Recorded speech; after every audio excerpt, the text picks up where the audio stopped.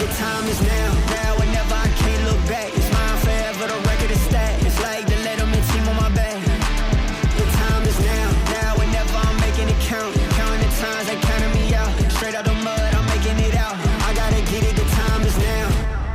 Sheesh. What's up, Arizona? Welcome to another edition of Dropping Dimes with Cam and Chili here at the house, still on vacation mode. Chili is coming off his big Flight Club 7-on-7 event. That was another massive success here in the Valley as we kind of get ready for the 4th of July and the summertime. Chili, we get to chill now, right? Is this how this works? We get to relax a little bit? Literally, and hopefully we get some verbal droppings from an absolute legend. I heard you got Coop in the building. Oh, yeah. Listen, the house is clean, so I can spin this around. Hold on, let me unplug everything. Look at this. Oh. Hey, Chili, I want you to know one thing.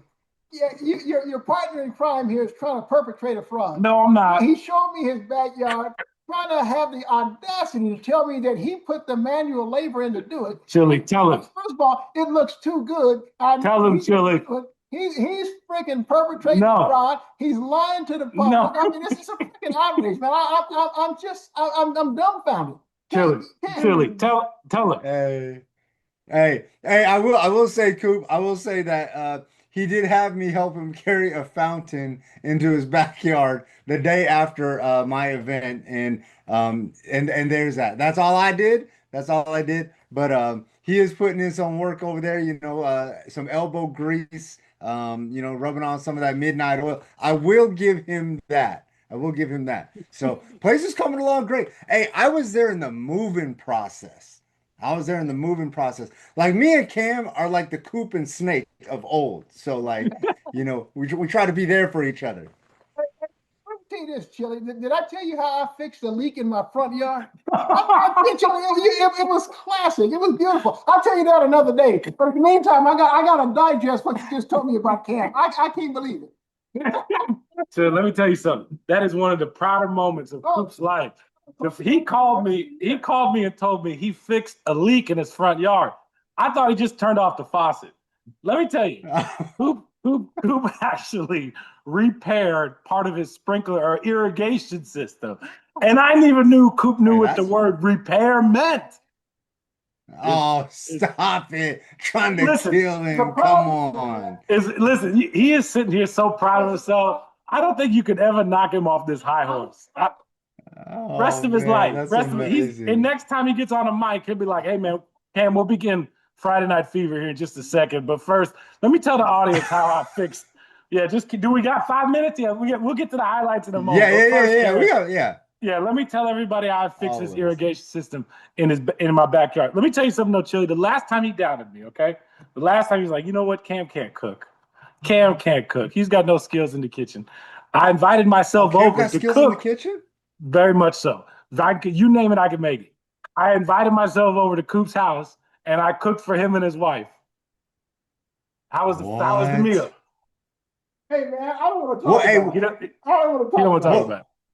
What's your signature dish? Do I have to admit the truth? You don't have to admit the truth. What were you saying, Chili? Well, what's your signature dish? Now I'm fascinated. I love salmon and I love steaks. So hey, we gonna do an exchange one of these days. We will. I got you. I only have like a handful of things I can do. I'm not as versed as you are, but my mac and cheese it's super heavy. But my mac and cheese can go. So you know what that means? We're gonna do when somebody tells me that mac and cheese is heavy, they just keep throwing more cheese on it. It's like, oh, you know what it needs? More cheese. You know what this needs? More cheese. Different kind of. Get that other cheese. Go get one more cheese. That's what that means. Hey, listen, man. They don't call it mac and ham. They don't call it mac and steak. It's mac and cheese. So I'm gonna make sure that cheese is on there. But it's not out the box. It's not out the box, first off, and I do use a roux, so I do make a roux. So there we go. Fair enough. Mine's is done properly. Hey, speaking of recipes, I want to say thank you to everybody first off for the support. The support is always overwhelming, and I'm extremely grateful. It's not just a few people. It's you It's Brett Quintine. It's Adam Beadle. It's Brandon Huffman. Some of these national people that come, from wherever. And I know Brandon lives here now, but he literally took a flight from Oregon where he was at the opening finals and took flight to make it. Similar to Jaden Baldwin. And, it's all these kids, all these high level kids, the Jaden Baldwins that try to make sure that they can make it to my event on time, just like Demond Williams did years ago when Demond Williams had to, I think, PJ it from Elite 11 to make sure that he made the games for Basha. But this year, it's the Noah Robertses, it's the Jive Jones, the Will Mensels, the Taylor Pattersons, the Donovan McNabb Juniors, the Gunnar Perrys, all these kids. Senior was there. Yeah, and even though Cale Snyder, opted not to play, he still came to support his young guys, and he didn't have to because I heard his pops was at the super exclusive pro waiter thing going on in somewhere out there at guest house or whatever. Guest So house, Scottsdale. yeah, it's the coaching community that comes out and makes sure that things are for the most part running on point. Listen, we've talked about this before. Earlier in the seventh season, ticking time bomb. You don't know. Anything can happen. Unfortunately, my event, we had a fight. It doesn't make the event less than what it is. It's an opportunity to give back, and I appreciate the words from Wisdom to his team, and I appreciate the words from Zuby to his team. Seeing Nasim Eason, Jake Hildebrand, guys like that out there competing. ASU commits. It's overwhelming for me, and I'm just super grateful because it's the end of the summer. They could start their vacation early, and a lot of these kids, they opt not to, and they opt to compete. All those boys over that Brophy, the Hummer Pull, AJ Dutchover and his crew from Southern Utah, running my big man competition. I genuinely believe that, it's this year was one of the more successful events at Basha, and I'm grateful to Coach McDonald and his volunteer staff for helping to pull this whole thing off. And the back-to-back champs, clean sweep from the Basha Bears. Again, and the crazy thing about that is typically 6 years of champions, whoever wins this thing usually ends up holding a trophy in December also. The only time that it didn't happen was when Higley played its way in the Open, and they literally told me that was their trophy because that's what they wanted. After winning back-to-back championships, all they wanted to do was get an opportunity to see what the Open tasted like at that moment and compete versus the best teams in Arizona, and that would be the trophy for them. So I guess on the technicality with that, every time that there's whoever holds up these Flight Club championship belts for sevens ends up winning a trophy, and the big man, they always get their guys into the Open. That has been a thing. Like the big men always, whether it was LA, Queen Creek, or Basher or whoever, they have always found a way to get themselves into the Open. So shout out to them. But yeah, the year Saguaro won it with Mons and his Rising Stars crew, they ended up winning the Open. Basha did it, won the Open. Higley did it, won the 5A state championship, and then made it to the Open. And Basha last year, we know the story, held up the belts at Flight Club and then ended up holding up the trophy at the end. So I don't know if this is a preview, but we'll see. We'll see. There's a lot of season to play, and a lot of teams know that Basha got that target on their back. Shout out to Coach Gata for his second Flight Club championship because he takes over for Coach McDonald because Coach McDonald represents in a volunteer aspect of trying to make sure all the fields are cleaned and monitored and stuff like that. So yeah, it's I've told you this from the beginning. It's a great community day being out there with you. I enjoy it because I get to see all the coaches. I don't go to a lot of seven events, you know that. True. But it's important to come to yours. It's great catching up with coaches I haven't seen all summer. Get a chance to talk to them about their team. I interrupt the game sometime. Hey, coach, come here. It's good to see you, coach. Because I just want to say hello. And it's a good chance to mingle and to get ready, to get fired up for the high school football season. So that's what I enjoy. I did like this year's setup at Bashley, even though it was a little more spread out. I think that can allow you to do some things.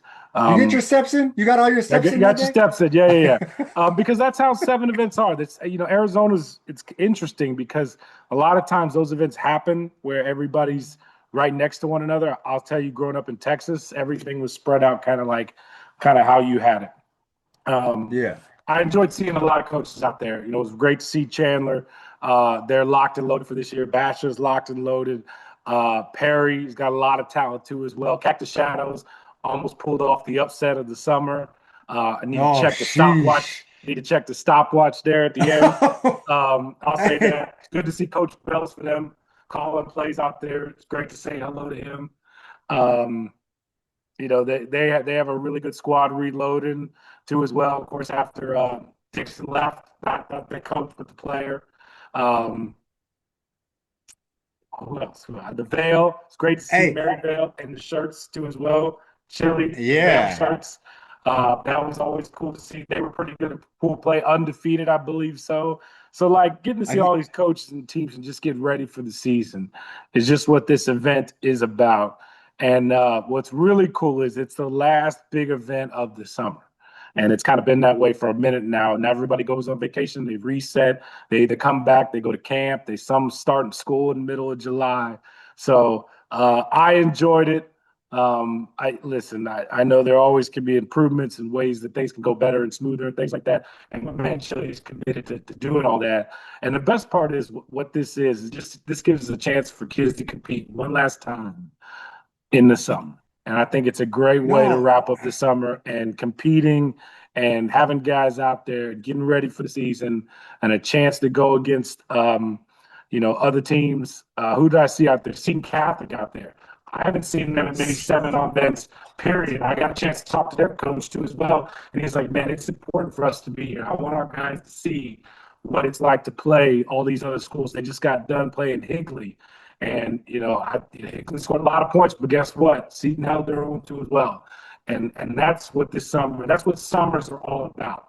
Facing teams, getting in front of the competition, and getting ready to rock and roll. And I think your event definitely accomplishes that. Yeah. The whole idea of my event was, just make sure that it's competitive, make sure that these kids get an opportunity to see things that they may never get to see. Last year it was Tempe versus Basha, and Coach Freeman getting to coach against all those Division I athletes at Basha. This year, it was kind of Seton versus Higley, or Ben Franklin versus Chandler. Gavin Weiler was up to the task. Like, hey, I want to go head to head with Will Menzel. So, that was super exciting. Real quick, before I forget, I do got to show some love to my college kids that volunteered. Gage Baker, the legend from Paradise Honors that threw like 90,000 touchdowns his senior year. I got to show some love to Trey Knox, who might have been the special teams player of the year last year in the state of Arizona. And I got to show some love to my guy, Carter Capes, super talented soccer player who came out the first 2 days to do the 3.5 second clock. Currently playing, I believe, playing soccer at Chapman in California. And my high school kids that volunteered some time trying to give back to the community, getting started early on their give back. Christian Escobedo, the wildly talented quarterback from Mountain Point, and Dane Silver over there at Red Mountain, who I think is going to be absolutely phenomenal once he's ready to go. So it takes a community to pull something like this off, and I couldn't do it without it. Again, super grateful. You brought up Seton Catholic. You brought up a couple of these schools that we don't get to see very often. Desert View made their first trip down to compete in this, and I'm super grateful for that. Coach Bellis, legendary Coach Bellis, not Cactus Coach Bellis, but legendary, and who's also very, very legendary in his own right. But legendary Coach Steve Bellis was running Cactus Shadows, and man, to see him out there operating, brings warm feelings. All the lights stay on me.